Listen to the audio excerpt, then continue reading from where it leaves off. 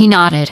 I felt angry, very angry. It felt like a betrayal. I said, "How could you?" My father's face fell. He said, "Arabella, nobody could ever replace your mother." I said, "But you're trying to replace her." My father said, "No, I'm trying to move forward." I refused to listen. A week later, I met Sophia. She arrived at our house carrying a chicken pie. She had kind eyes. She said, "Hello, Arabella. It's nice to meet you." I looked at her for a moment. Then I walked away without saying a word. That was our first meeting. And unfortunately, things only became worse. Sophia tried hard to be friendly. She asked about school. Sophia remembered my favorite foods. She bought me birthday gifts, but I rejected every effort. If she asked how my day was, I answered with one word. If Sophia tried to help me, I told her to leave me alone. If she smiled at me, I looked away. In my mind, she was the enemy. A year later, my father married her. It was a small wedding.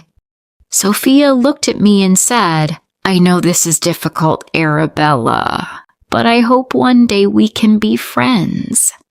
I crossed my arms. I said, "We will never be family." Her smile disappeared. After the wedding, Sophia moved into our home. I hated every change. She planted flowers in the garden. She hung new curtains in the living room. To me, it felt like she was erasing my mother's memory. I became even colder toward her. Every kind gesture made me angry. Every smile annoyed me. My father often tried to speak with me. He said, "Sophia cares about you." I said, "No, she doesn't." Years passed.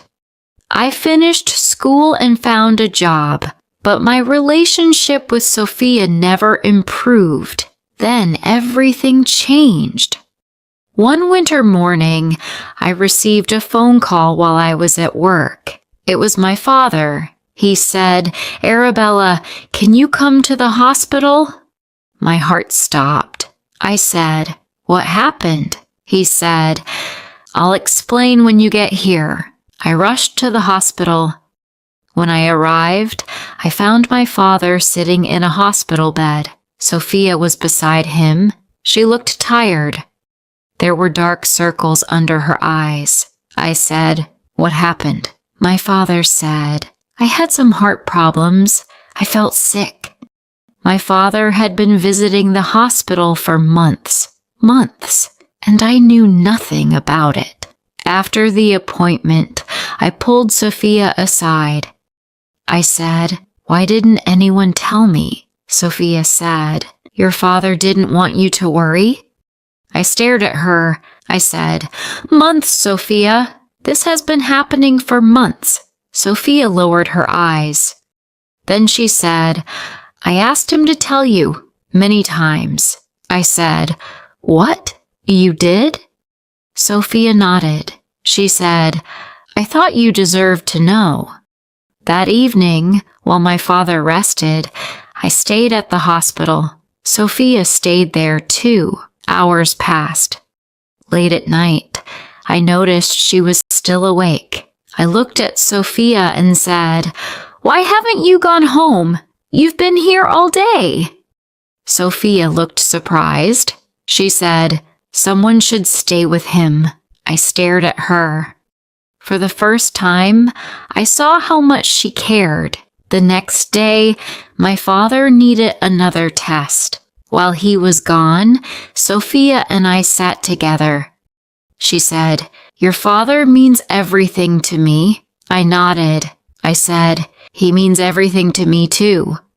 Sophia smiled and said, "Arabella, when your father and I started dating, he talked about you constantly. He was so proud of you. He loved you more than anything. Tears filled my eyes. I believed Sophia because I could hear the honesty in her voice. A few days later, my father returned home. His condition improved. The doctors gave him medicine. Life slowly returned to normal.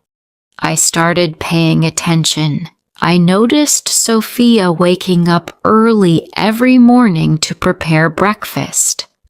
I noticed her organizing my father's medicines. I noticed how patient she was with me. One afternoon,